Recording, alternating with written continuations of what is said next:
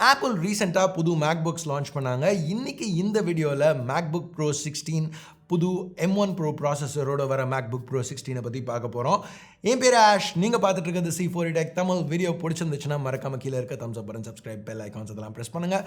இப்போ நம்ம வீடியோக்கு போவோம். இந்த மேக்புக் ப்ரோவை நீங்கள் யூஸ் பண்ணிங்கன்னா நீங்கள் நோட்டீஸ் பண்ண போகிற முதல் விஷயம் ரொம்பவே பெருசாக இருக்குது, ஹெவியாகவும் இருக்குது. Weight 2.1 kilograms. மற்ற பெர்ஃபார்மன்ஸ் லேப்டாப்ஸோட கம்பேர் பண்ணல இது ரொம்ப ஹெவி கிடையாது. பட் ஜென்ரலாக மேக்புக்ஸ்னு வரையில் ஒரு ஸ்லீக், ஒரு லைட் வெயிட் ஃபீல் எதிர்பார்க்குறோம். பட் இங்கே 2.1 kgs வெயிட். இதுக்கு காரணம் இருக்குது, அதுக்கு வருவோம். இப்போது டிப்பிக்கலான கிளாசி ஆப்பிள் லோகோ பேக்கில் பிராண்டிங்னு பார்த்தீங்கன்னா பாட்டமில் மேக்புக் ப்ரோ பிராண்டிங் கொடுத்துருக்காங்க. அவ்வளோதான் மெயினாக. கீழே உள்ள இந்த 4 ஃபீட்டும் இன்னும் கொஞ்சம் ரைஸ்டாக இருக்குது பழைய மேக்புக்ஸோட கம்பேர் பண்ணல. பழைய மேக்புக்ஸ் பற்றி பேசல. இங்கே இன்புட் அவுட்புட் ரொம்பவே மாற்றிருக்காங்க, நிறைய விஷயம் எடுத்துகிட்டு வந்திருக்காங்க. யூஸ்வலாக 2 USB Type-C Thunderbolt போர்ட்ஸ் தான் இருக்கும். பட் இப்போ லெஃப்ட்டில் பார்த்தீங்கன்னா MagSafe charging port, 2 Thunderbolt 4 ports, அப்புறம் 3.5mm ஜாக். ரைட்டில் ஒரு ஃபுல் சைஸ்ட் HDMI 2 போர்ட், இன்னொரு Thunderbolt Type-C, அப்புறம் SDXC card reader. So Apple ஜென்ரலாக ஒரு டைரெக்ஷனில் போனாங்கன்னா அதுலேருந்து பேக் வாங்குறது ரொம்ப ரேர். ஸோ வெறும் 2 போர்ட்ஸ் தான் எங்களோட மேக்புக்ஸில் கொடுக்க போகிறோம் அப்படிங்கிறதுலேருந்து இப்போ திருப்பியும் HDMI, SD கார்டு ரீடர் இது எல்லாமே ஆப்பிள் எடுத்துகிட்டு வந்திருக்கிறது ஒரு நல்ல விஷயம்னு சொல்லலாம். ஸோ டாங்கிள் தூக்கிட்டே சுற்றணுங்கிற அவசியம் இல்லை. இப்போ அந்த டிஸ்பிளே பார்த்தீங்கன்னா 120 Hz liquid retina XDR display பார்க்க சூப்பராக இருக்குது. பிரைட்டான பேனல், ரொம்ப ஸ்மூத்தாக இருக்குது. அந்த ஹை ரெஃப்ரெஷ் இருக்கிறதுனால ஆஃப் ஆக்சிஸ் பார்த்தா கூட கலர் ரீப்ரொடக்ஷன் பர்ஃபெக்டாக இருக்குன்னு சொல்லலாம். ரெசல்யூஷன் 4Kக்கு லைட்டாக கம்மி, 3456 by 2234 பிக்சல்ஸ். இதுதான் ரெசல்யூஷன். டிஸ்பிளே கலர் கேலிப்ரேட்டடாக இருக்குது. ஸோ உங்களுக்கு கலர் கிரேடிங், ஃபோட்டோஷாப் ஒர்க் இதெல்லாம் முக்கியம்னா இது உங்களுக்கு ரொம்பவே யூஸ்ஃபுல்லாக இருக்கும். இதெல்லாம் பற்றி ஃபுல் ரிவ்யூவில் இன்னும் டீட்டெயில்டாக பார்ப்போம். இப்போதைக்கு அந்த நாட்சை பற்றி பேசாமல் இருக்க முடியாது. ஸோ இப்போ லேப்டாப்ஸ்லேயும் ஆப்பிள் நாட்ச் எடுத்துகிட்டு வந்துட்டாங்க. இதில் ஓகே உள்ள அந்த ஃபேஸ் டைம் கேமரா, ஒரு 1080p கேமரா கொஞ்சம் இம்ப்ரூவ் பண்ணியிருக்காங்க, இல்லைன்னு சொல்ல. பட் ஸ்டில் ஒரு லேப்டாப்பில் நாட்சுங்கிறது கொஞ்சம் ஒரு வித்தியாசமான சாய்ஸ்னு சொல்லலாம், ரொம்ப பொலைட்டாக சொல்லணும்னா. ஓகே, பட் ஆக்சுவல் யூஸ்னு வரையில் இது சீக்கிரம் பழகிடும்னு நினைக்கிறேன். ஏன்னா இப்போ ஃபோன்ஸ்லேயும் நம்ம நாட்சஸ் வரையில் எரிச்சலாக இருந்துச்சு, பட் போக போக பழகிருச்சு. இங்கே இன்னும் இப்போ வீடியோஸ்லாம் பார்க்கல இது டோட்டலாக பிளாக் அவுட் ஆகிடுது. அது மட்டும் இல்லாமல் macOS இதை டிஸ்பிளேயோட ஒரு பார்ட்டாக தான் ட்ரீட் பண்ணுது. ஸோ இப்போ நீங்கள் கீழே இப்போ உங்கள் பாயிண்டர் வந்து இதை தாண்டி போகையில் டிஸப்பியர் ஆகி திருப்பி ரீஅப்பியர் ஆகுது. இப்போ நீங்கள் ஸ்க்ரீன்ஷாட் எடுத்திங்கன்னா ஃபுல் ஸ்க்ரீன் தான் வரும். ஸோ பழகிடும்னு நினைக்கிறேன். திருப்பியும் ஃபுல் ரிவ்யூவில் என்ன டீட்டெயில்டாக பேசுவோம். இங்கே ஃபேஸ் ஐடி எதுவும் கிடையாது, இது வெறும் வெப்கேம் தான் கிளாரிஃபை பண்ணுறதுக்கு. ஓகே, இப்போ நீங்கள் இந்த மேக்புக் ப்ரோவில் என்ன பண்ணுறதா இருந்தாலும் கீபோர்டு யூஸ் பண்ண தான் போகிறீங்க. இப்போ நாங்கள் டெஸ்ட் பண்ணி பார்த்த ஓரளவு டைம்லேயே இந்த கீபோர்டு ரொம்பவே பர்ஃபெக்டாக இருந்துச்சு. கீஸில் ட்ராவல் நல்லா இருந்தது, ஸ்பேஸிங்கும் அடிக்குவேட்டாக இருந்துச்சுன்னு சொல்லலாம். ஆக்சிடென்டல் ப்ரெஷஸ் கம்மியாக இருந்தது. இன்னொரு வித்தியாசம் என்னென்னா டச் பார் இப்போ ரிமூவ் பண்ணிட்டாங்க, அதுக்கு பதில் ஃபங்க்ஷன் கீஸ் கொடுத்துருக்காங்க ஒரு ரோ ஃபுல்லாக. இது ஒரு நல்ல விஷயமா இல்லையான்னு எனக்கு தெரில, ஏன்னா நான் மேக்புக் ப்ரோ டச் பாரோட யூஸ் பண்ணது கிடையாது.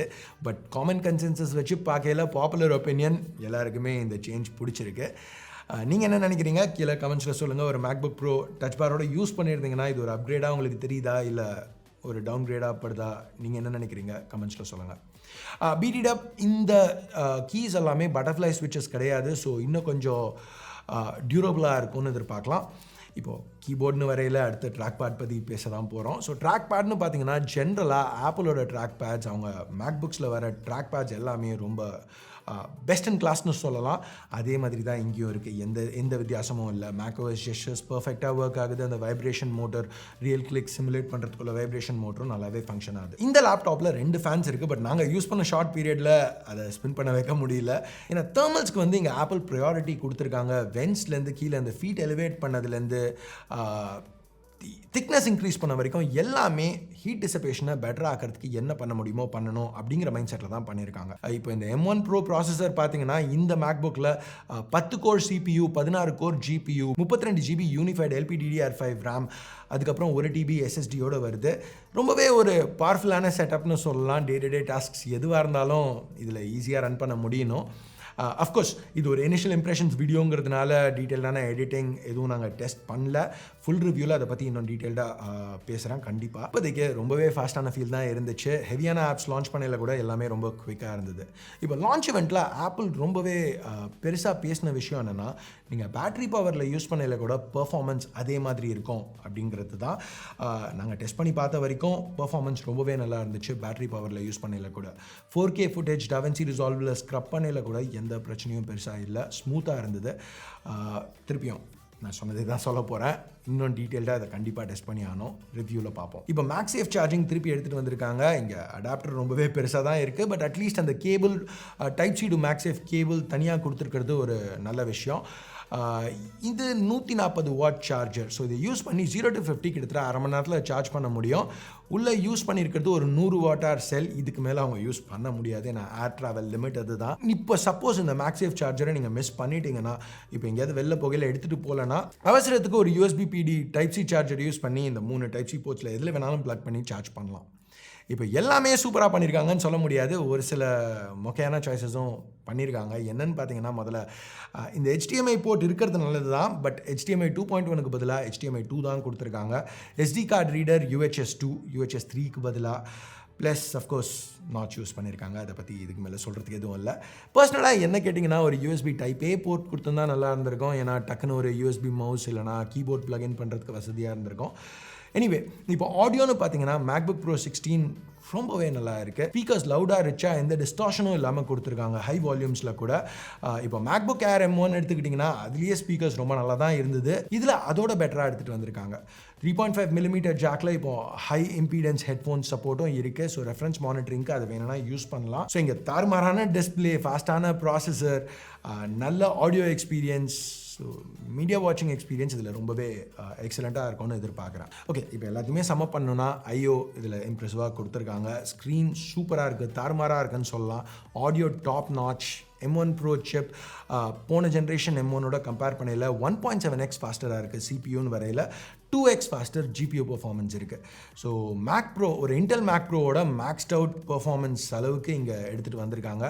அது மட்டும் இல்லாமல் பேட்டரி லைஃப் ஒரு ஹோல் டே யூஸ்க்கு ரேட் பண்ணியிருக்காங்க. இந்த மாதிரி பர்ஃபார்மன்ஸ் நம்ம இன்டெல் மெஷின்ஸ், விண்டோஸ் மெஷின்ஸில் பார்த்துருக்கோம். பட் ஜென்ரலாக நீங்கள் ஒரு ஹை பர்ஃபார்மன்ஸ் டிவைஸ்னு போனீங்கன்னா AC பவரில் ப்ளக்இன் பண்ணலன்னா அதுக்கு ஒரு பர்ஃபார்மன்ஸ் பெனாலிட்டி இருக்கும். அது இங்கே இல்லைங்கிறது ஒரு major selling point. So major selling பாயிண்ட்டாக இருக்கலாம். பட் அஃப்கோர்ஸ் ப்ரைஸிங்னு வரையில் அங்கே தான் நம்மளுக்கு லைட்டாக அடி வாங்குது. ஏன்னா இந்த 16 inch MacBook Pro M1 Pro ப்ராசஸரோடு வரது 2,40,000 ரூபாயிலேருந்து ஸ்டார்ட் ஆகுது. ஸோ உங்கள் ஒர்க் ஃப்ளோவில் அவ்வளோ உங்களுக்கு பவர் டிமாண்ட் இருந்துச்சுன்னா இனிஷியல் இம்ப்ரெஷன்ஸ் இது ஒரு நல்ல சாய்ஸ் மாதிரி தான் எனக்கு தெரியுது. பட் திருப்பியும் அஃப்கோர்ஸ் டெஸ்ட் பண்ணிவிட்டு இது எந்த கேஸஸ்க்கு சூட்டபுளாக இருக்கும், எந்த கேஸஸ்க்கு MacBook Air M1 பெட்டரான சாய்ஸாக இருக்கும், எல்லாமே அந்த வீடியோவில் பார்ப்போம். சரி கைஸ், இது ஒரு சின்ன இனிஷியல் இம்ப்ரெஷன்ஸ் வீடியோ தான். இந்த வீடியோ பிடிச்சிருக்கு பிடிக்கல என்ன நினைக்கிறீங்களோ அதை பேஸ் பண்ணி தம்ஸ் அப் இல்லை தம்ஸ் டவுன் பட்டனை ப்ரெஸ் பண்ணுங்கள். சப்ஸ்கிரைப் பண்ணலன்னா சப்ஸ்கிரைப் பட்டன், ஏற்கனவே சப்ஸ்கிரைப் பண்ணியிருந்தீங்கன்னா பக்கத்தில் உள்ள பெல் ஐக்கான் அதையும் ப்ரெஸ் பண்ணுங்கள். அப்போ தான் நான் போடுற வீடியோஸை நீங்கள் மிஸ் பண்ணாமல் பார்க்க முடியும். ஸோ அடுத்த வீடியோவில் உங்களை திருப்பி சந்திக்கிற வரைக்கும் என் பேர் ஆஷ். நீங்கள் பார்த்துட்டு இருக்கிறது C4E Tech Tamil. Have a nice day. Bye.